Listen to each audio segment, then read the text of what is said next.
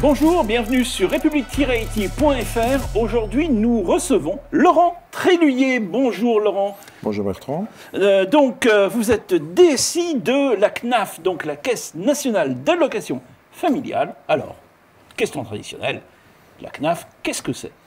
C'est une tête de réseau. Les CAF, il y a 101 CAF, une par département. C'est aussi plus d'une vingtaine d'allocations, les allocations familiales que tout le monde connaît, mais aussi l'allocation de rentrée scolaire, etc. Donc, ce qui aide les familles et les personnes handicapées, les aides au logement, qui sont aussi traditionnellement servies par les CAF, mais aussi la partie RSA, prime d'activité. Et là, on verse pour le compte des conseils départementaux. Et puis, des allocations plus surprenantes, puisqu'on travaille dans le cadre des séparations, des divorces. On fait de l'intermédiation financière entre les anciens conjoints. On s'appelle l'ARIPA, qui permet d'éviter qu'un des conjoints tombe dans la pauvreté par manque de versement des prestations qui lui sont dues. Donc voilà un peu les différentes prestations qu'on sert au sein de la CNAF. C'est plus de 108 milliards de prestations versées, donc prestations individuelles. On fait aussi de l'aide aux crèches, l'aide à la constitution de crèches, à la petite enfance, beaucoup d'aides autour de ça, 108 milliards versés tous les mois et qui irriguent l'ensemble du tissu économique aussi. Alors, donc, une tête de réseau, ça veut dire qu'il y a donc de multiples caisses, 101 caisses. Comment on organise l'IT quand on est un réseau d'établissements comme ça? Alors l'IT a été recentralisé en 2015. Avant, il y avait différents centres régionaux. Donc maintenant, il y a une seule IT sur l'ensemble de la CNAF. Sur l'ensemble on utilise une seule système d'information. Reste au niveau des CAF, des DSI locales qui vont faire le SI de proximité. Bureautique, aide aux utilisateurs et puis quelques applications locales de type gestion technique du bâtiment et autres. Mais le système d'information cœur de métier il est géré au sein de la DSI de la CNAF. Uniquement. Alors, lors de la dernière IT Night, dont la cérémonie était le 26 mai 2025, alors ça a été le triomphe pour la Caisse nationale de l'allocation familiale, parce que vous avez eu donc la médaille d'or pour un projet qui s'appelle la solidarité à la source. Alors tout d'abord, c'est quoi la solidarité à la source? La solidarité à la source, c'est une décision politique du président de la République qui, ça fait écho au prélèvement à la source. L'idée étant qu'on aille chercher les allocataires plutôt qu'ils demandent une prestation. Et donc on remonte les revenus. Les allocations sont basées sur les revenus, sur une base ressources. Alors, la base ressources est différente en fonction des différentes allocations. Et plutôt que ce que l'allocataire déclare, en fait, on va récupérer ces informations-là, on présente à l'allocataire qui peut valider ou invalider ces ressources. Mais pour les gens qui n'ont pas demandé, on va aussi leur dire vous avez le droit à telle ou telle allocation et donc vous pouvez faire la demande auprès de votre CAF. D'accord. Donc en fait, grâce à du traitement de données, à la collecte, le traitement de ces données, finalement, des gens qui ne bénéficiaient pas d'aide vont pouvoir en bénéficier. Exactement. C'est ça l'idée. Notre objectif, c'est que ces aides-là, finalement, qui permettent de sortir les gens de la pauvreté ou de la précarité, c'est que les personnes puissent les avoir. Donc ça, c'est aussi un élément extrêmement important. Puis le deuxième élément, c'est ce qu'on appelle pour nous le juste droit, c'est-à-dire que les bases ressources sont compliquées. Savoir ce qu'on doit déclarer pour avoir le RSA ou avoir une prime d'activité à l'allocation logement, c'est des bases dites ressources qui sont compliquées. D'un côté, il faut prendre le montant net fiscal, de l'autre côté, le montant net social. Il faut savoir lire un bulletin de salaire, ce qui en France est un peu compliqué, et retrouver ces éléments-là et déclarer ces ressources. Donc ça amène beaucoup d'erreurs. Les personnes, au moment de leur déclaration, oublient tel ou tel. On voit par exemple qu'ils ont oublié de déclarer les ressources de leurs enfants. leur enfant ado 15-16 ans qui fait, on va dire, qui va faire un travail de quelques heures dans un restaurant, etc. Ils oublient de déclarer. Or, il faut le déclarer. Et quand on fait des contrôles, on s'aperçoit qu'ils ont oublié de déclarer. Et là, on leur fait des rappels, ce qui peut leur poser des difficultés derrière. Donc là, on leur déclare, on fait venir toutes les ressources. Ça permet effectivement d'avoir, pour nous, de calculer le juste droit et qu'il n'y ait pas cette notion d'indu ou de rappel un peu en continu. Donc c'est ça aussi la solidarité à la source, c'est de bien calculer le droit du premier coup. Et voilà, donc ça a été une réussite. Alors ça nous a demandé un gros travail avec nos collègues, hein, puisque ces données-là, c'est pas nous qui les créons. Une grosse partie viennent des employeurs. C'est via la DSN, en fait. La DSN, hein, donc, qui remonte les données. Voilà. Et nous, après, on a... alors, la DSN, c'est annuel. Donc, il faut aussi que les gens, les entreprises soient beaucoup plus agiles pour bien remonter les bonnes données tous les mois, plutôt que faire de temps en temps, ce que faisaient les entreprises, faisaient des régulations en fin d'année, des primes et autres. Donc là, il faut bien que tous les mois, il y ait la bonne déclaration. Un des exemples, hein, c'est ce qu'on appelle le CESU, hein, les employeurs individuels.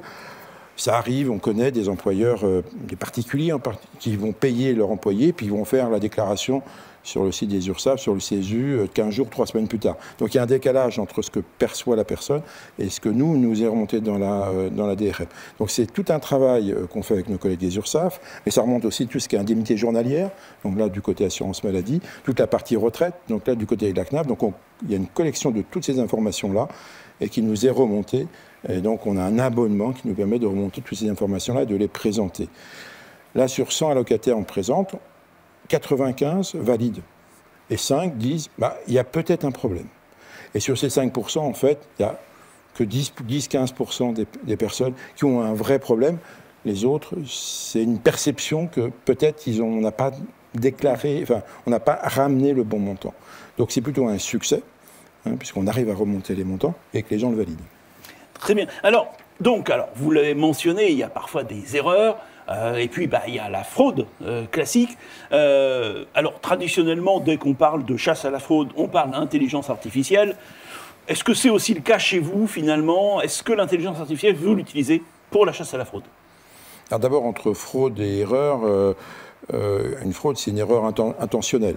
Bon, ça, c'est les premières choses où on peut avoir oublié de déclarer ou on n'a pas déclaré parce qu'on sait que ça va augmenter sa base ressource, telle ou telle ressource. Donc ça, c'est... la distinction est déjà quelque chose d'un peu fin et il faut pouvoir qualifier erreur ou fraude.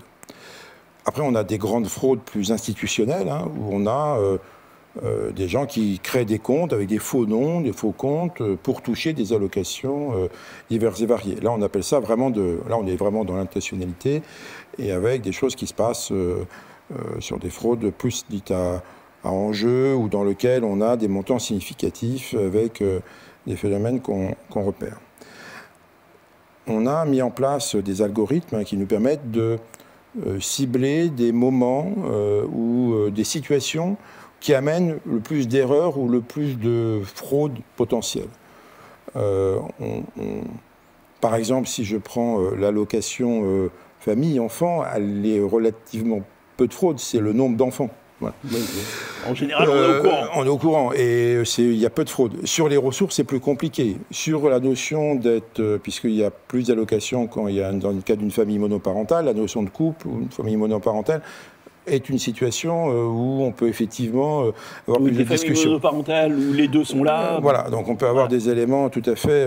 voilà, donc cette distinction-là est importante. Donc plutôt de l'algorithmie, non pas pour dire là il y a une fraude ou là il y a une erreur, mais plutôt de dire là c'est un élément pour nous de contrôle, donc on va soit faire du contrôle sur pièce, soit faire du contrôle sur place en fouillant un peu plus.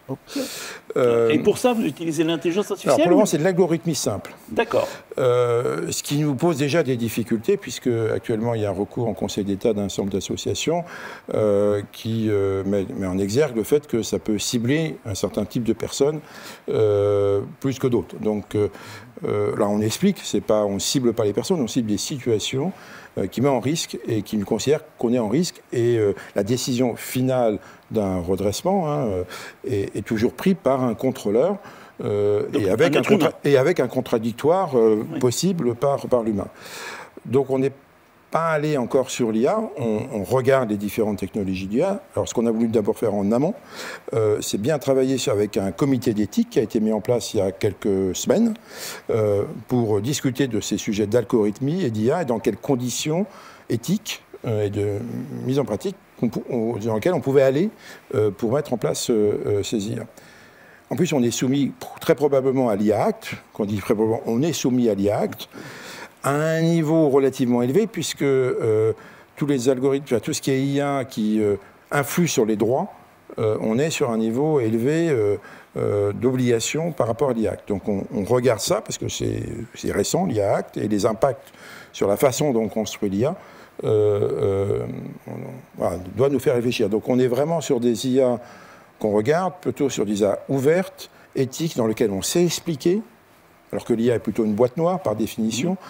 Et donc ça nous entraîne à être prudents sur l'idée d'y aller. Donc on y va, mais on construit pas à pas, accompagné par les métiers, par l'éthique, pour bien construire une IA sur laquelle il ne puisse pas nous être reproché de cibler tel ou tel allocataire plus particulièrement.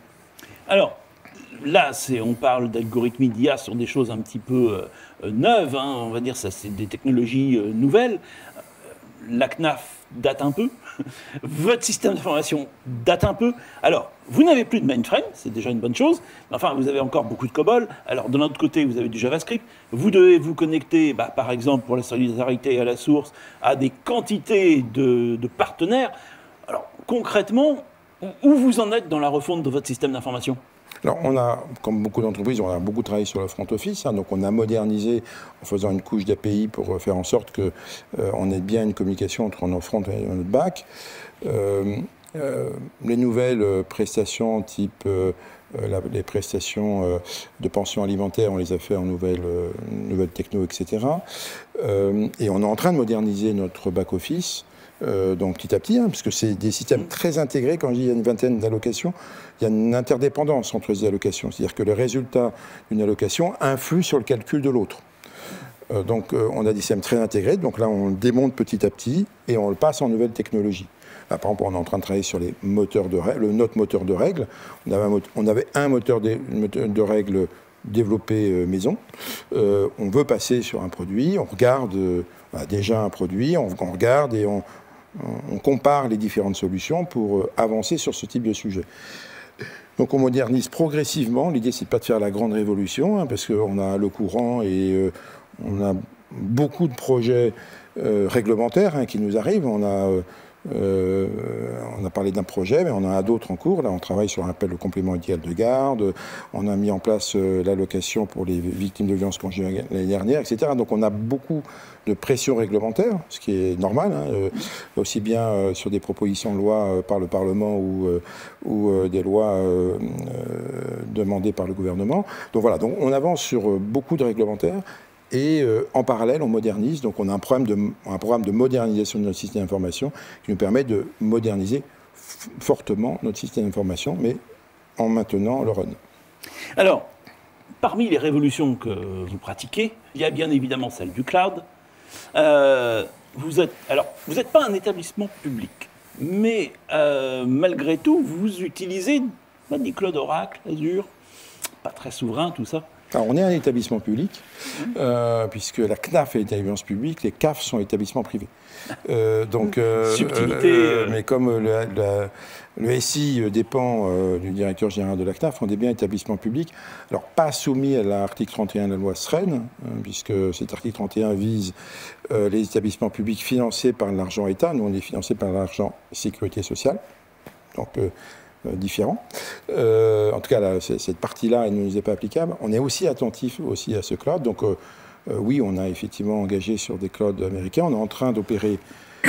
Alors, on a une grosse partie de nos systèmes d'information qui est dans nos data centers. Donc, on a une faible partie qui est dans les clouds américains et on travaille avec des clouders français. Donc là, on a signé des contrats avec Outscale, avec OVH pour réorienter aussi une partie de notre système d'information sur des clouds plus souverains. Pour terminer, Laurent Tréluyer, quels sont finalement vos défis à venir ? Alors, assurer la modernisation de notre système d'information, on ne peut pas rester dans ce système où on a un back-office qui est vieux et on a un front-office qui est moderne. Donc, comme beaucoup de DSI, pas tous les DSI, mais beaucoup de DSI, les banques et autres, ou mes collègues du sécurité sociale, on doit élaborer ces systèmes d'information. L'autre élément, c'est effectivement le recrutement, hein. Il y a aussi assurer et continuer à avoir des compétences au sein de mes équipes. Et c'est un vrai enjeu. On sait tous qu'on a un manque d'ingénieurs en France, et donc comment on garde des compétences dans l'univers public.